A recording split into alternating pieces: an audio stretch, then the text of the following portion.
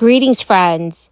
This is good news. The Internal Revenue Service has just launched a new program. Millions of Americans can now file for free and claim any leftover relief money. Officials have also confirmed that many households can expect to receive their refund payments early. I'll be covering everything that you need to know, friends. So please make sure that you watch until the end of this video. Also, every Friday, I will be announcing several winners for the Walmart gift card giveaway. If you would like to enter these weekly giveaway, friends, please make sure that you click and like several of my videos and then comment below the keyword of each video that you watch. The more videos that you comment on, the greater your chances, friends, of winning these giveaways. It's causing an awful lot of pain for the American public. I want to kind of pick up where Senator Scott left off without really asking questions. But you take a look at what we were spending prior to the pandemic, about $4.4 trillion. I personally think in 2020 we spent too much. We started talking about the CARES Act. It was about $750 billion. Within a few weeks, that was up to $2.2 trillion. It wasn't money spent very efficiently. But I think we had to do something fast. We had to do something massive so that markets wouldn't collapse. But after 2020, we had, because we spent another $2 trillion in 2020, we had so much money sloshing around the economy. At most, I think we were down 25 million jobs for a few months. Within a few months, we were up to about 8 million job losses. But come January 2021, again, so much money sloshing around. There's so much pent-up demand. Those jobs are going to be coming back relatively soon. What do you think sparked the 40-year high inflation? Senator, we can also talk about inflation that has come down by 2/3. No, and again, that damage is done. Again, what sparked 40-year high inflation? Most economists agree that coming out of a global pandemic, which is why we saw inflation across every major economy in this country, it was the supply chain issues, economies turning back on, coming out of a once-in-a-generation pandemic, which is why you saw inflation across the globe increase. I mean, you don't think that too many dollars chasing too few goods is the primary cause of inflation? And when you spend $2 trillion one year over the next, and then you don't readjust the baseline, I mean, how can you justify spending $4.4 trillion? And as Senator Scott was saying, population grew less than 2% over this time frame. So we go from $4.4 trillion to $6.5. 2021, when President Biden comes into office, we spent $6.8. And then $6.3. We haven't reset to the 2019 baseline. How are we ever going to recover from this? Senator, we put forth a proposal, a way to continue to invest in the American people. If we think we have adequate child care and paid leave in this country, I welcome us to talk to hardworking Americans. We can do that by asking the top 1% and 2% to add more into the system. That way, we can not only pay for our investments, but we can bring down the deficit by over $3 trillion.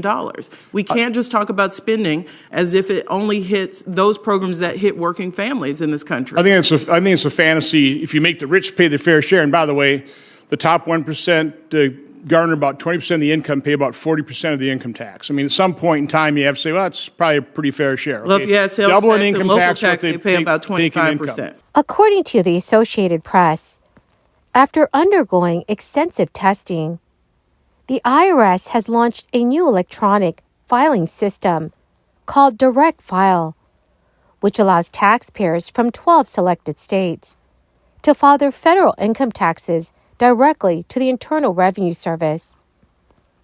This free online tool is beneficial for individuals with simple W-2s and who claim a standard deduction.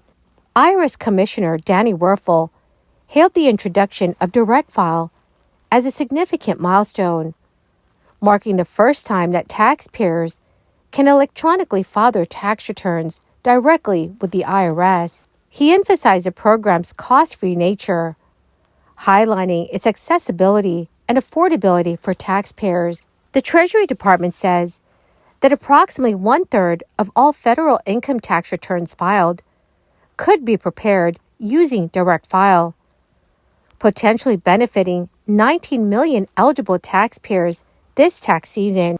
While the pilot program has already seen participation from around 20,000 individuals, the IRS anticipates this number to grow.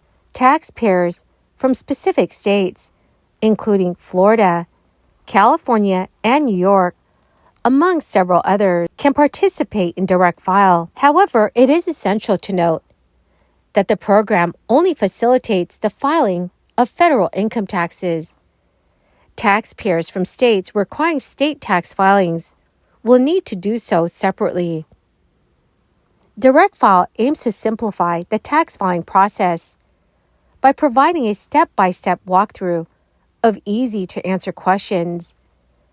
A notable feature of the program is the live chat functionality. The initiative aligns with President Biden's commitment to reducing costs for working families, offering a straightforward and cost-effective alternative to commercial tax preparation software. However, not everyone is supportive of direct file. Intuit, the company behind TurboTax, has criticized the program, labeling it as thinly veiled scheme that could cost billions of taxpayer dollars. Nevertheless, the Internal Revenue Service remains optimistic about the program's future, with Commissioner Danny Werfel stating that positive feedback from users has been encouraging. While the potential expansion of direct file in future filing seasons remains uncertain, the IRS continues to assess its effectiveness and user dissatisfaction. Also, friends, today the former President Donald Trump said that he was open to making cuts to Medicare and Social Security.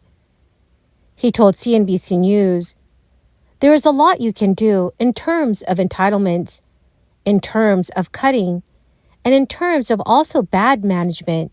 When the former president was in control, his administration's budget proposals included spending cuts to Social Security. Experts say this would be won primarily by targeting disability benefits and Medicare, largely by reducing provider payments. The former president also signaled in an interview with CNBC News in 2020 that he was open to cutting federal entitlements to reduce the federal deficit. He also criticized former GOP rival Nikki Haley on the campaign trail over her support for reforming these entitlement programs. Haley called for increasing the age at which today's younger workers would become eligible for Social Security retirement benefits and limiting the benefits of wealthier Americans. According to the most recent report, without any changes, Social Security's combined trust funds are set to run dry in the year 2034. Well, my awesome and amazing friends, that is the end of my daily stimulus update video for today. Thank you, dear friends, for being part of this community. Every Friday, I will be announcing several winners for the Walmart gift card giveaway.